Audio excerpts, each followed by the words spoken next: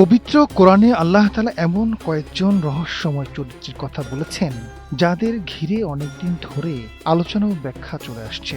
সবচেয়ে রহস্যময় বলে নির্দিষ্ট কাউকে চূড়ান্তভাবে বলা যায় না, তবে অনেক ইসলামী পণ্ডিত ও পাঠকদের কাছে চারটি চরিত্র বিশেষভাবে রহস্যময়, যারা ইসলামী চিন্তা, ধৈর্য, সীমিত মহাজ্ঞান, আল্লাহর প্রজ্ঞার উপর আস্থা ও নৈতিক শিক্ষায় বিশেষভাবে আলোচিত।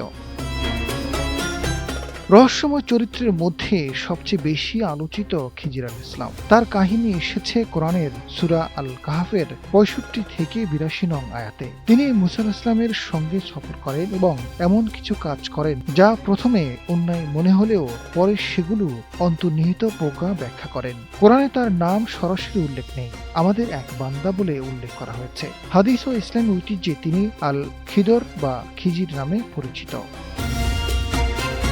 পবিত্র কোরআনের দ্বিতীয় রহস্যময় ব্যক্তি হিসেবে পরিচিত জুলকারনাইন। তিনি একজন ন্যায়পরায়ণ ও ক্ষমতাবান শাসক। কোরআনে তার নাম, সময়কাল বা রাজ্যের পরিচয় স্পষ্টভাবে উল্লেখ করা হয়নি, বরং তার ন্যায় বিচার, আল্লাহর প্রতি বিশ্বাস এবং মানুষের কল্যাণে নেতৃত্বের দৃষ্টান্তকে গুরুত্ব দেওয়া হয়েছে। তার কাহিনী সূরা আল কাহফের ৮৩ থেকে ৯৮ আয়াতে এসেছে। তিনি পূর্ব পশ্চিমে ভ্রমণ করেন এবং ইয়াজুজ ও মাজুজের অনির্দিষ্ট থেকে মানুষকে রক্ষা করতে একটি শক্ত প্রাচীর নির্মাণ করেন। ইয়াজুজ মাজুজ কোরআনে উল্লেখিত এক মানব গোষ্ঠী, যাদেরকে পৃথিবীতে বিপর্যয় সৃষ্টিকারী জাতি হিসেবে বর্ণনা করা হয়েছে। কোরআনে তাদের সূরা কাহফের ৯৩ থেকে ৯৯ নং আয়াতে এবং সূরা আল আম্বিয়ার ৯৬ থেকে ৯৭ আয়াতে এসেছে। ইসলামী ঐতিহ্যে তাদের আবির্ভাব কিয়ামতের বড় আলামতগুলোর একটি হিসেবে বিবেচিত হয়েছে, যদিও তাদের অবস্থান সম্পর্কে কোরআনে নির্দিষ্ট তথ্য দেওয়া হয়নি।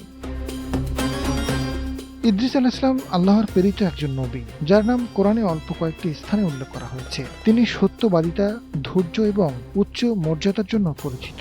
তার জীবন সম্পর্কে কোরআনের সংক্ষিপ্ত তথ্য থাকলেও তাফসীর ও ঐতিহাসিক গ্রন্থে বিভিন্ন বর্ণনা পাওয়া যায়। কোরআনে ইদ্রিস আলাইহিস সালামের নাম প্রধানত সূরা মারিয়ামের ৫৬ থেকে ৫৭ এবং সূরা আল আম্বিয়ার ৮৫ আয়াতে এসেছে। সেখানে আল্লাহ তাকে সত্যনিষ্ঠ নবী ও উচ্চ মর্যাদায় উন্নীত করেছেন এবং ধৈর্যশীলদের অন্যতম হিসেবে উল্লেখ করেছেন।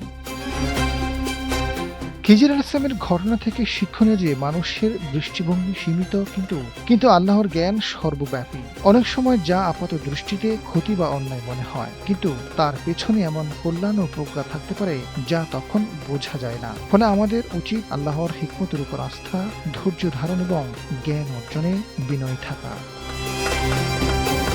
আজাদ ফারুক, সময়ের আলো।